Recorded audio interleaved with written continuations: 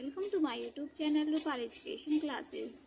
आज की वीडियो में हम राष्ट्रीय आय एवं योग्यता आधारित छात्रवृत्ति परीक्षा में हम नेक्स्ट सब्जेक्ट पढ़ने वाले हैं सामाजिक विषय, जिसमें हम टॉपिक पढ़ने वाले हैं हमारा संविधान। इससे भी आपके बहुत सारे क्वेश्चन पूछे जाते हैं, तो आइए स्टार्ट करते हैं। देखिए हमारा संविधान क्या है। सबसे पहले हम देखेंगे संविधान किससे मिलकर बना होता है। संविधान दो शब्दों से मिलकर बना होता है, सम धन विधान। ठीक, ये क्या है इसका संविधान का जब संधि विच्छेद आप करेंगे तो सा सापे अंक की बिंदी है ना, तो उसको वो क्या हो जाता है, वो किसमें विच्छेद होता है, सम धन विधान। तो संविधान सम धन विधान दो शब्दों से मिलकर बना है। मूल सिद्धांतों का एक समुच्चय होता है। संविधान क्या है?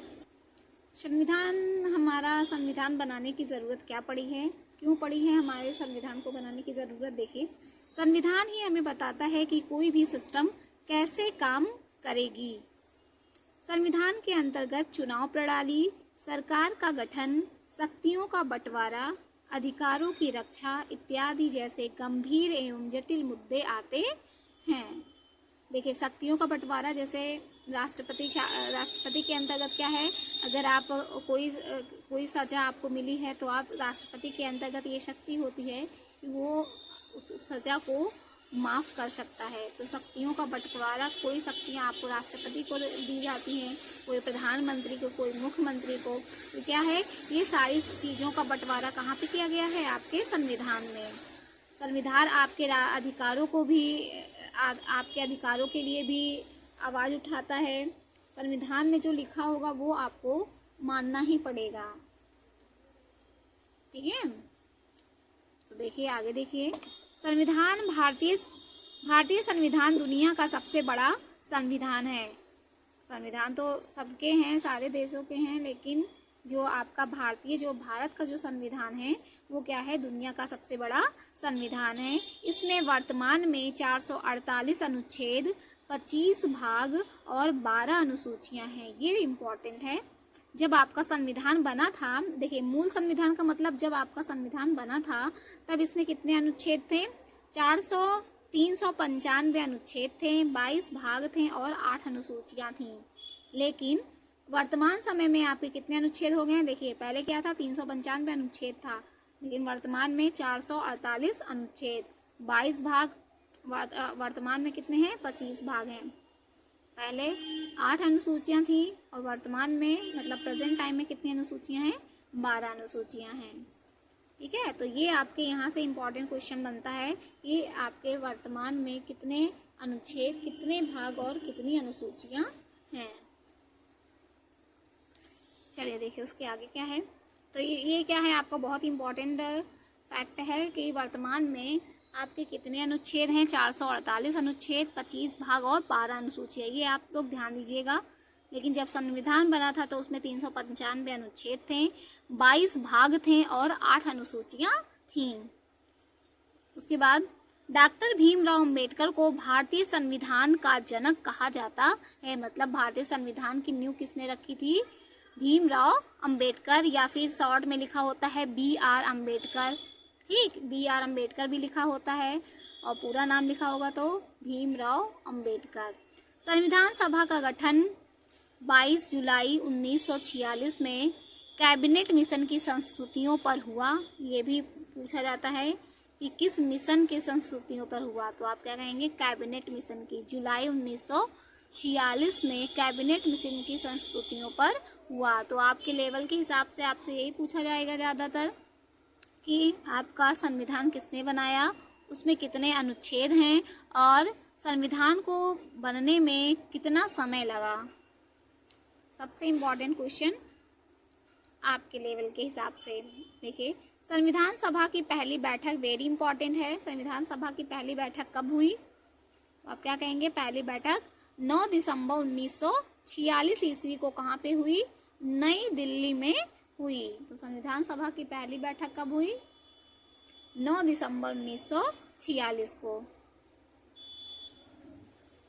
आगे, और इसमें सबसे इम्पोर्टेंट चीज़ क्या पूछा जाता है? इसके अस्थायी सदस्य, स्थायी सदस्य और प्रारूपी समिति के अध्यक्ष। इनमें से कोई एक आपसे ज़रूर पूछा जाएगा कि अस्थायी जब पूछेगा तो अस्थायी अध्यक्ष कौन थे? सच्चिदानंद सिन्हा थे।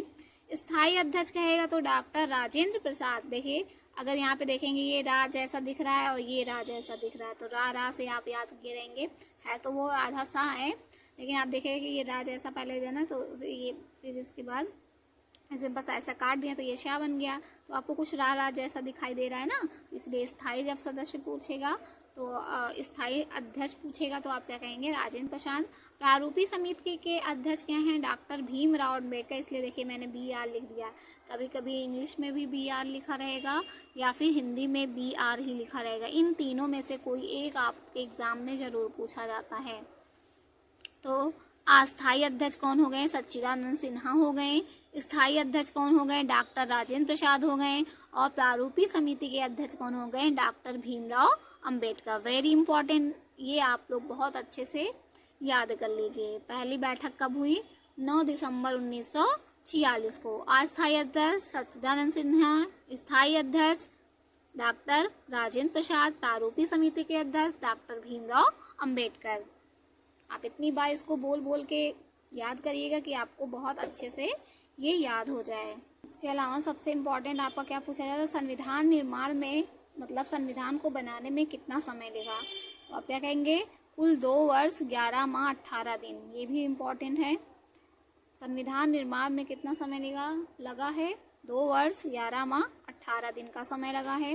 भारतीय संविधान 26 नवंबर 1949 को अंगीकृत एडॉप्ट किया गया। भारतीय संविधान को मतलब कब से लोगों ने कब से अपनाया? 26 नवंबर 1949 को। भारतीय संविधान को 26 जनवरी 1950 को संपूर्ण भारत में लागू किया गया। ये भी इम्पोर्टेंट है। भारतीय संविधान को कब लागू किया गया? 26 जनवरी 1950। इसीलिए 26 जनवरी को गणतंत्र दिवस के रूप में भी मनाया जाता है। संविधान निर्माण में कितना समय लगा? तो आप क्या कहेंगे? 2 वर्ष 11 माह 18 दिन। इसके अलावा सबसे इम्पोर्टेंट संविधान में ही देखिए आपसे पूछा जाता है मूल अधिकार, मूल कर्तव्य कितने हैं? ठीक, तो देखिए मूल अधिकार जिसे हम क्या कहते हैं? Fundamental rights. आपके क्या क्या अधिकार हैं? अगर आपके ये अधिकार नहीं दिए जाते तो आप उनके लिए आप लड़ सकते हैं कि हमारा ये अधिकार है और हम इसे लेकर रहेंगे। इसीलिए सभी को बताया जाता है कि सभी को अपने अधिकारों के बारे में पता होना चाहिए। देखिए सबसे पहला अधिकार क्या है? मूल अधिकार किस भाग में है? भाग 3 में है। ये भी आपको याद रखना है। मूल अधिकार की बात किस भाग कहाँ पे की गई है? भाग 3 में की गई है। वर्तमान में भारतीय नागरिकों को कुल 6 मूल अधिकार प्राप्त हैं। तो आपको पता होना चाहिए। ये तो आपका हर साल ही पूछा जाता है कि आपके कितने मौलिक अधिकार हैं। चाहे मौलिक अधिकार कहे चाहे मूल अधिकार कहे, बात एक ही है। ठीक है, तो मौलिक अधिकार आपके कितने हैं? 6 हैं। 6 मौलिक अधिकार हैं। सबसे पहला क्या है? समानता का अधिकार, अनुच्छेद 14 से 18। स्वतंत्रता का अधिकार है, अनुच्छेद 19 से 22। शोषण के विरुद्ध अधिकार, अनुच्छेद 23 से 24। अगर आपको कोई शोषण करता है, मतलब आप 6 से 14 वर्ष से कम बच्चों से अगर कोई मजदूरी कराता है तो उनके विरुद्ध क्या होगा? कार्रवाई की जाएगी। ये क्या है? शोषण के विरुद्ध अधिकार है। धार्मिक स्वतंत्रता का अधिकार 25 से 28। संस्कृति तथा शिक्षा संबंधी अधिकार 29 से 30। और संवैधानिक उपचारों का अधिकार, अनुच्छेद 32।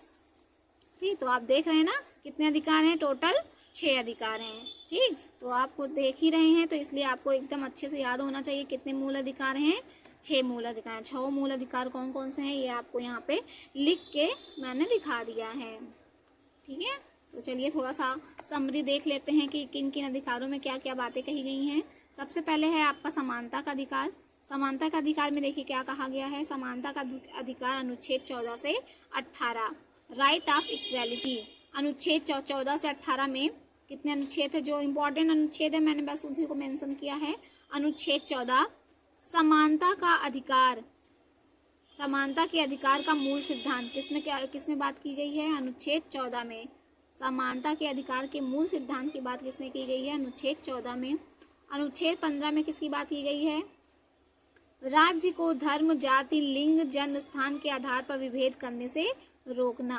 मतलब कोई धर्म जाति के आधार पर कोई भी विभेद नहीं कर सकता किसी के साथ। अनुच्छेद 16 में क्या कहा गया है? सार्वजनिक नियोजन सरकारी नौकरियों में अवसर की समानता, कि सभी को सरकारी जॉब करने की पूरी आज़ादी है, सभी को अवसर मिलना चाहिए, अनुच्छेद 16 में कहा गया है। अनुच्छेद 17 में अस्पृश्यता छुआछूत का अंत। पहले लोग बहुत छुआछूत मानते थे ना, इनके घर का हमें पानी नहीं पीना है, इनके घर नहीं जाना है, ये वो। तो छुआछूत का अंत कब, छुआछूत के अंत की बात किसमें कही गई है? कहेंगे अनुच्छेद 17 में छुआछूत के अंत की बात की गई है। फिर अनुच्छेद 18 में क्या कहा गया है? उपाधियों का उन्मूलन, मतलब उपाधियों का अंत। जैसे किसी को सरनेम किसी को दे दिया जाता है उपाधि, पहले लोग दे देते ना, जैसे नेताजी सुभाष चंद्र बोस, महात्मा गांधी, महात्मा शब्द की उपाधि किसने दी? ठीक, तो यही है, अब लोगों को उपाधियां आप नहीं दे सकते, उपाधियों का उन्मूलन, उपाधियों का अंत हो चुका। देखिए दूसरा पॉइंट है स्वतंत्रता का अधिकार। किसमें बात की गई है? अनुच्छेद 19 से 22 में। अभिव्यक्ति की स्वतंत्रता, मतलब आप अपने विचारों को किसी के सामने रखने के आपको स्वतंत्रता प्रदान की गई है स्वतंत्रता के अधिकार अधिनियम में। अभिव्यक्ति की स्वतंत्रता, अपने अधिकारों के लिए विचार एवं बोलने की स्वतंत्रता, मतलब अगर आप किसी के सामने आप अपनी बात रखना चाह रहे हैं लेकिन आपको हेजिटेशन हो रही है, तो आपको ये अधिकार दिया गया है कि आपको कम से कम अपनी बात को रखने की स्वतंत्रता है। अगला है सभा एवं सम्मेलन की स्वतंत्रता। सम्मेलन मतलब आप जानते ही होंगे, सम्मेलन होता है कभी जब वोट वाली बात रहती है, तब देखते हैं जगह जगह पे सभा होती हैं, सम्मेलनें होती हैं, है ना। उसके बाद नेक्स्ट है आपका शिक्षा के अधिकार। शिक्षा के अधिकारों को अनुच्छेद 21 के अंतर्गत एक मूल अधिकार घोषित किया गया है। तो ये सबसे इम्पोर्टेंट है, शिक्षा के अधिकार को किस अनुच्छेद के तहत मूल अधिकार घोषित किया गया है? तो आप क्या कहेंगे? अनुच्छेद 21 का। अनुच्छेद 21 के अंतर्गत शिक्षा का अधिकार एक मूल अधिकार है, इसीलिए कहा जाता है कि कोई भी बच्चा अगर उसके मूल अधिकारों को उस बच्चे को प्रदान करना बहुत ही आवश्यक है, क्योंकि उसका मूल अधिकार बहुत लोग करते हैं ना, 6 से 14 वर्ष से कम बच्चों को भी मजदूरी कराने लगते हैं। तो अगर ये सरकार देखेगी 6 से 14 वर्ष से बच्चों से मजदूरी कराते हुए, तो क्या उनको जेल भी भेजा जा सकता है?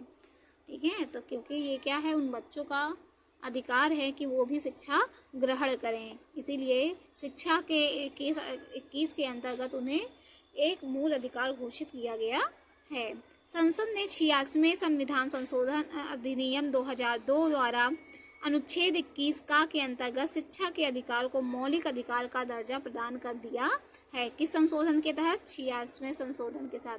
इसमें से कोई एक बात आपको एग्जाम में जरूर पूछी जाएगी, किस संशोधन के तहत? तो आप क्या कहेंगे? 86वें संविधान संशोधन अधिनियम 2002। सन भी याद रखेंगे, कौन सा संशोधन था?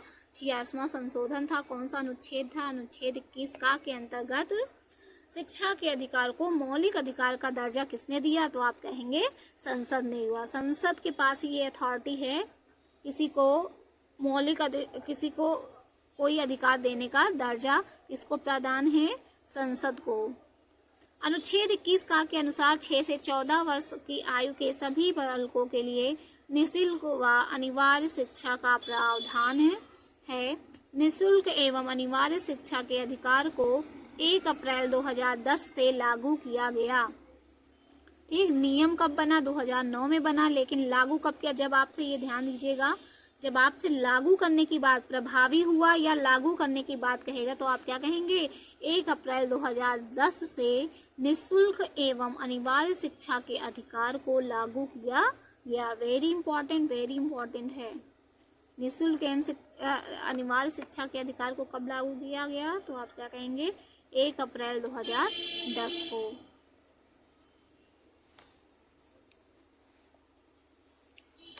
उसके बाद देखिए अनुच्छेद 20 में क्या कहा गया है? किसी भी व्यक्ति को बिना अपराध साबित हुए दंड नहीं दिया जा सकता है। एक ही अपराध के लिए एक बार से अधिक दंड नहीं दिया जा सकता। ये सब अनुच्छेद आपको पता होना चाहिए, ठीक है। चलिए नेक्स्ट है आपका शोषण के विरुद्ध अधिकार। देखिए शोषण के विरुद्ध अधिकार में क्या कहा गया है, अनुच्छेद 23 और 24, 23 से 24 में शोषण के विरुद्ध अधिकार की बात की गई है। अनुच्छेद 24, जिसमें 23 ज़्यादा इम्पोर्टेंट नहीं था इसलिए मैंने उसको छोड़ दिया है। अनुच्छेद 24 में क्या बात की गई है, 14 वर्ष से कम आयु वाले किसी भी बच्चे को मजदूरी व अन्य जोखिम भरे कार्यों जैसे कारखानों में लगाना क्या है, निषेध है। मतलब आप उन्हें कारखानों में काम नहीं करवा सकते हैं 14 वर्ष से कम बच्चों को। अगला है नेक्स्ट है धार्मिक स्वतंत्रता का अधिकार। कितने में बात की गई है, किसी भी धर्म को मानने व प्रचार करने की स्वतंत्रता। नेक्स्ट है आपका संस्कृति एवं शिक्षा का अधिकार। किसमें बात की गई है, अनुच्छेद 29 से 30 में। अल्पसंख्यक वर्ग के हितों का संरक्षण, इसमें कुछ खास नहीं था इसलिए मैंने उसको मेंशन नहीं किया। ये वेरी इंपॉर्टेंट है। अनुच्छेद मूल अधिकार 6वां संवैधानिक उपचारों का अधिकार। संवैधानिक उपचारों का अधिकार अनुच्छेद 32 को डॉक्टर भीमराव अंबेडकर ने संविधान की आत्मा कहा है। वेरी इंपॉर्टेंट है। तो अनुच्छेद 32 को क्या कहा गया है, संवैधानिक उपचारों का अधिकार। अनुच्छेद 32 को क्या डॉक्टर भीमराव अंबेडकर ने क्या कहा है, संविधान की आत्मा। तो आपसे प्रश्न पूछा जाता है कि इनमें से किस अनुच्छेद को संविधान की आत्मा कहा जाता है, तो आप क्या कहेंगे कि अनुच्छेद 32 को संविधान की आत्मा कहा गया है। और किसने कहा, डॉक्टर भीमराव अंबेडकर ने।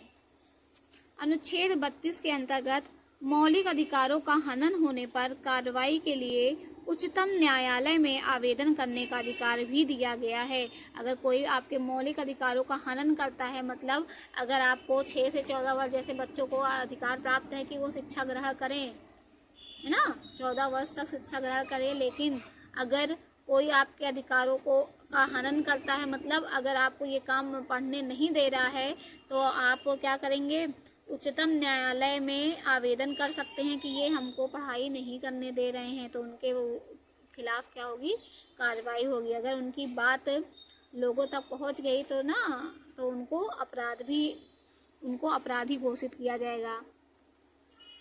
नेक्स्ट है आपका मौलिक कर्तव्य। Very important. कितने मौलिक कर्तव्य हैं, जैसे आपको मूल अधिकार, संविधान में आपके मूल अधिकारों की बात की गई है, ऐसे ही आपके मूल कर्तव्य की बात है कि आपका भी तो कुछ फर्ज है अपने देश के लिए करने के लिए। जैसे आपने इतने सारे अधिकार आपको दिए गए हैं कि स्वतंत्रता, समानता, संस्कृत शिक्षा का अधिकार, ठीक, ये सारे जैसे अधिकार दिए हैं संविधान ने, वैसे ही उन्होंने कहा है कि आपके कुछ कर्तव्य ही हैं, केवल सारे अधिकार ही नहीं हैं, कुछ आपके मौलिक कर्तव्य भी हैं। तो देखिए मौलिक कर्तव्य कौन से हैं। मौलिक कर्तव्य को क्या कहते हैं, मूल कर्तव्य भी कहते हैं।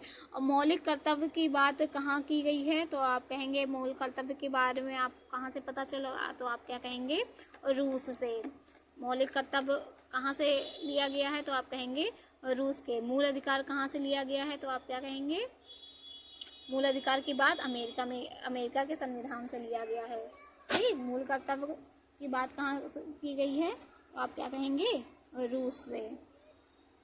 देखिए संविधान में मौलिक अधिकारों के साथ साथ कुल मौलिक कर्तव्य भी हैं। सरदार स्वर्ण सिंह समिति, ये भी पूछा गया है कई बार, सरदार स्वर्ण सिंह समिति की अनुशंसा पर मौलिक कर्तव्यों को वर्ष 1976 में 42वें संविधान संशोधन द्वारा अनुच्छेद 51 में जोड़ा गया है। तो आपसे ये पूछा जाता है मौलिक कर्तव्यों की बात किसकी अनुशंसा पे, सरदार स्वर्ण सिंह समिति। सरदार स्वर्ण सिंह समिति, आपको बात याद ध्यान रखना है, सरदार स्वर्ण सिंह समिति की अनुशंसा पर मौलिक कर्तव्यों को वर्ष 1976 में 42वें संविधान संशोधन, किस संशोधन द्वारा, 42वें संविधान संशोधन द्वारा अनुच्छेद 51 में जोड़ा गया है। वर्तमान में मौलिक कर्तव्यों की संख्या कितनी है, 11 है। आपको याद रखना है मूल अधिकार या मौलिक अधिकार कितने हैं, आपके 6 हैं, और मौलिक कर्तव्य कितने हैं, 11 हैं। वेरी इंपॉर्टेंट है, इसमें से कोई एक तो आपका आता ही आता है। मौलिक कर्तव्य में क्या क्या बात की गई है, देखिए अनुच्छेद 51 के अनुसार भारत के प्रत्येक नागरिक का यह कर्तव्य होगा कि संविधान का पालन करें, राष्ट्र ध्वज व राष्ट्रगान का आदर करें, स्वतंत्रता के लिए हमारे राष्ट्रीय आंदोलन को प्रेरित करने वाले उच्च आदर्शों को हृदय में संजोएं व उनका पालन करें। ये सब क्या है, आपका मौलिक कर्तव्य है। भारत की संपूर्णता, एकता और अखंडता की रक्षा करें। देश की रक्षा व राष्ट्र की सेवा भी करें, ये भी आपका मौलिक कर्तव्य है। भारत के सभी लोगों में समान भ्रातृत्व भाईचारे की भावना का निर्माण करें, मतलब लड़ाई झगड़ा ना करें, ये भी आपका मौलिक कर्तव्य है। भारतीय संस्कृति के गौरव को समझें और उसका सम्मान करें। प्राकृतिक पर्यावरण को वन झील वन्यजीव रक्षा करें, सबकी रक्षा भी करने, देखिए ये सब आपके मौलिक कर्तव्य हैं। वैज्ञानिक दृष्टिकोण, मानववाद, ज्ञानार्जन तथा सुधार की भावना का विकास करें। सार्वजनिक संपत्ति को सुरक्षित रखें और हिंसा से दूर रहें, हिंसा मतलब लड़ाई झगड़े से दूर रहें। व्यक्तिगत व सामूहिक गतिविधियों के सभी क्षेत्रों में उत्कर्ष की ओर बढ़ने का सतत प्रयास करें। हर माता पिता या संरक्षक 6 से 14 वर्ष की आयु के वर्ग के अपने बच्चों को शिक्षा के लिए अवसर प्रदान करें। तो ये आपके टोटल कितने हो गए, 11 मौलिक कर्तव्य हो गए और 6 मूल अधिकार थे। इसके अलावा आपका यहाँ से प्रश्न पूछा जाता है, नीति निर्देशक तत्व। राज्य के नीति निर्देशक तत्व कहाँ के होते हैं, राज्यों के होते हैं। राज्य के नीति निर्देशक तत्व कहाँ से कहाँ तक है, भारत संविधान में सरकार को नीतियां बनाने के लिए कुछ निर्देश दिए गए हैं, जिन्हें नीति निर्देशक तत्व कहते हैं। संविधान के भाग 4, ये आपको याद रखना है, कहाँ पे नीति निर्देशक के तत्वों की बात कहाँ की गई है, भाग 4 में।